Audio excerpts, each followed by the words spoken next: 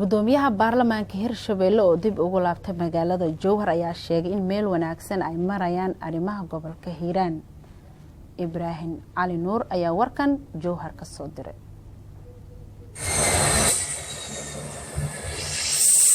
gudoomiyaha baarlamaanka Hirshabelle oo maalmihii ugu dambeeyay ku sugnaa magaalada Beledweyne ee xarunta gobolka Hiiraan ayaa maanta dib ugu soo laabtay magaalada Jowhar ee caasimadda maamulka Hirshabelle.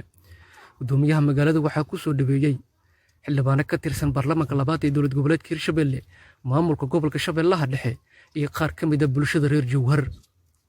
waxaa ugu horreyn goobta hadalla soo dhaweynaya ka jeediyay gudoomiye ku-xigeenka labaad ee baarlamaanka Hirshabelle Mahad Xasan Cismaan.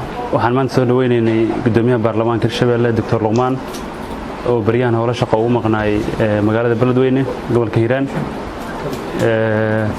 waxaan leenahay gudoomiye soo dhawow Jowhar ku soo dhawow caasimadda Hirshabelle ku soo dhawow.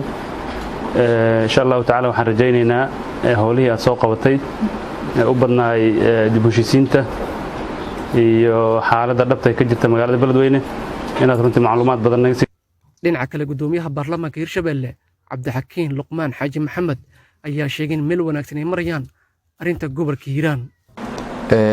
barihii la soo dhaafay waxaan ku maqneen howlo shaqo oo aan ku tagnay magaalada Beledweyne. waxa igu weheliyay safarkayga ku sameeyaa wasiiro iyo xildhibaan oo naga horeeyay dhowr maalmood noona ahaa gobol xaar. waxaa ilaahay mahadiis ah bulshada reer Hiiraan gaar ahaan magaalada Beledweyne inaan ugu tagnay wanaag uguna soo tagnay wanaag. waxaa jiray cabasho yar oo insha Allah waqtigeeda dhamaanayso wax badanna anaga hadda ka soo bilownay dhameystirkeedana insha Allah ay dhameystiri doonaan golaha fulinta gaar ahaan madaxweynaha oo ku wajahan insha Allah maalmaha soo socdo isagoo halka safarkiisa inta anaga naga dhineed soo dhameystiri doono insha Allah haduu Ilaahay yiraahdo. waxaan aad iyo aad ugu meeyeen waxa kale oo aan ka mahad celinayaa soo dhaweyntii ay sameeyeen shacabka ku dhaqan magaalada Jowhar sharafta iyo qiimaha ay qaayaha leh sida ay soo dhaweeyeen ee kalifta ay qiimaha ay qaayaha leh.